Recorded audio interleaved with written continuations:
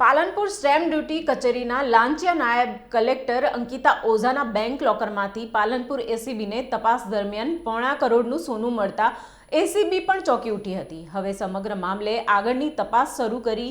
કહેવાય છે કે જેવા કર્મ કરો તે ભોગવવા જ પડે। ક્યારેક તમે લાલચમાં આવીને પણ ભૂલી જતા હો છો કે તમે એક જવાબદાર હોદ્દા પર બેઠા છો અને તમારી પાસે આવતી જનતાને ટેક્સ રૂપે જ તમને પગાર આપવામાં આવતા હોય છે, પરંતુ લાંચિયા અધિકારી અને કર્મચારીઓ હોદ્દા પર બેસતા જ જાણે પોતાના ખિસ્સા ભરવાના હોય તેમ લાલચ માંગવાનું ચાલુ કરી રાખે છે અને હવે આખરે આ લાલચ તેમને જેલના સળિયા પાછળ મોકલી દે છે।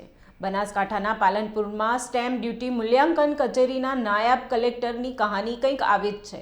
છેલ્લા કેટલાય સમયથી વિવાદ અને ચર્ચામાં રહેતી આ કચેરીમાં છેવટે 25 ફેબ્રુઆરીએ પાલનપુરની સ્ટેમ્પ ડ્યુટી કચેરીના નાયબ કલેક્ટર અંકિતા ઓઝા અને પ્લાનિંગ આસિસ્ટન્ટ ઇમરાન નાગોરીએ 3 લાખની લાંચ લેતા ગાંધીનગર એસીબીએ રંગે હાથ ઝડપી લીધા હતા।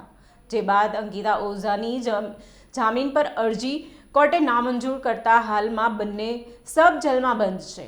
એસીબીએ હવે આ લાંચિયા નાયબ કલેક્ટર અંકિતા ઓઝાની સંપત્તિની તપાસ શરૂ કરી છે, જેમાં એસીબીએ લાંચિયા નાયબ કલેક્ટર અંકિતા ઓઝાના બેંક ઓફ બરોડાના લોકરમાંથી તપાસ કરતા 74,89,839 રૂપિયાની કિંમતના સોનાના બિસ્કિટ અને લગડી મળી આવતા એસીબી પણ ચોંકી ઉઠી હતી।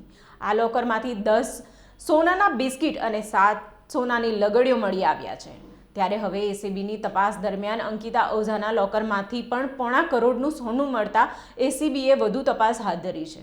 પાલનપુર એસીબી દ્વારા હવે સમગ્ર મામલે આ પ્રમાણસર મિલકત અને સોનું કેવી રીતે ભેગું કર્યું તે સમગ્ર દિશામાં આગામી દિવસોમાં તપાસ ચલાવી શકે તેમ છે, કારણ કે સ્ટેમ્પ ડ્યુટી મૂલ્યાંકન કચેરી છેલ્લા કેટલાય સમયથી વિવાદમાં હતી અને જેના કારણે લાંચિયા અધિકારી કર્મચારીએ અપ્રમાણસર મિલકત જો ભેગી કરી હશે તો તે દિશામાં હવે એસીબી ગાળીઓ કસ્યો છે।